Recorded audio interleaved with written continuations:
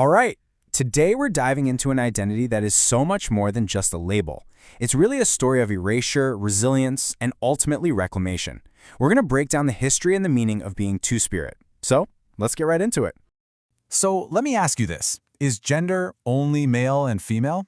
I mean, for a lot of us, the answer probably feels pretty obvious, right? But what if I told you that binary isn't universal? What if it's actually a pretty new idea, an import that literally erased what came before? And, you know, this quote right here is really the key to understanding the whole thing. For so many Indigenous peoples, identity isn't some separate, abstract concept. It's not divorced from the world around them. As the Mi'kmaq scholar Margaret Robinson puts it, identity, culture, even gender, it's all rooted in this deep, inseparable relationship with the land itself.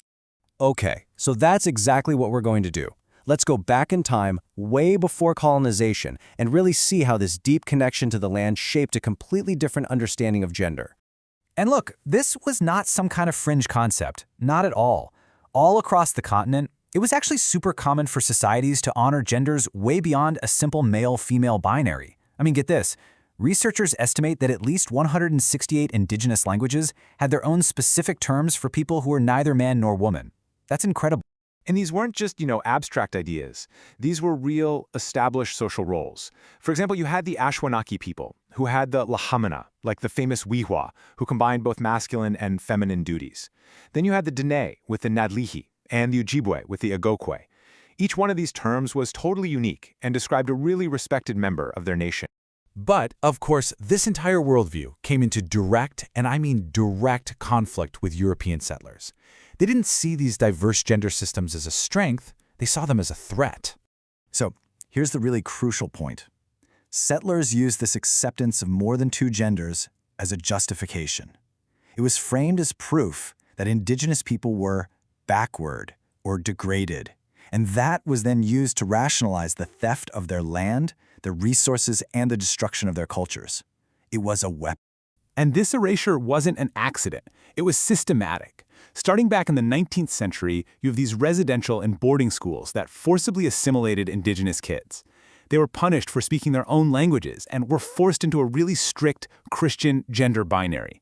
And it worked. By around 1930, so many of these traditional gender roles had just been violently suppressed.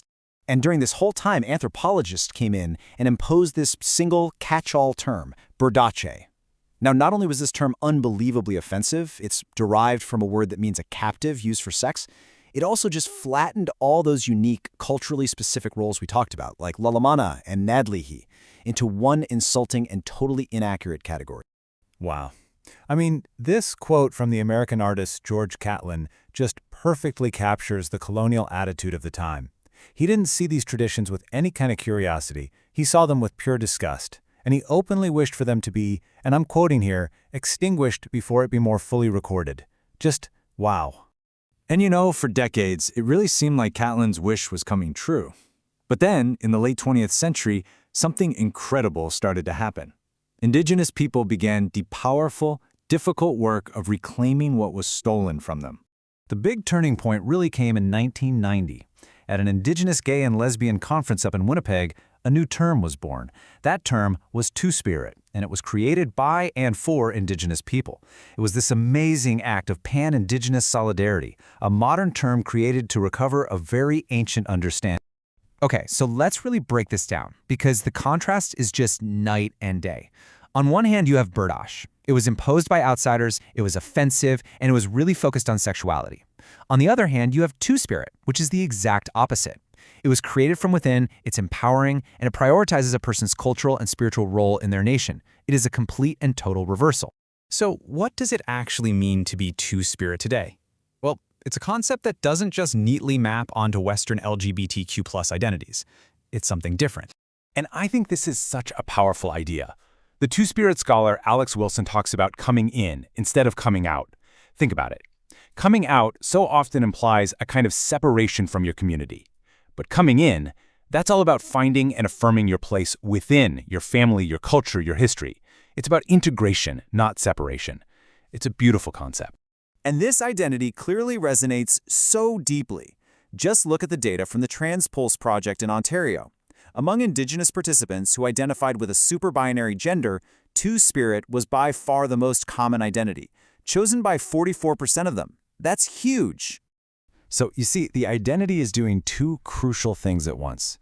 In broader LGBTQ+ communities, it makes indigeneity visible and really pushes back against assimilation.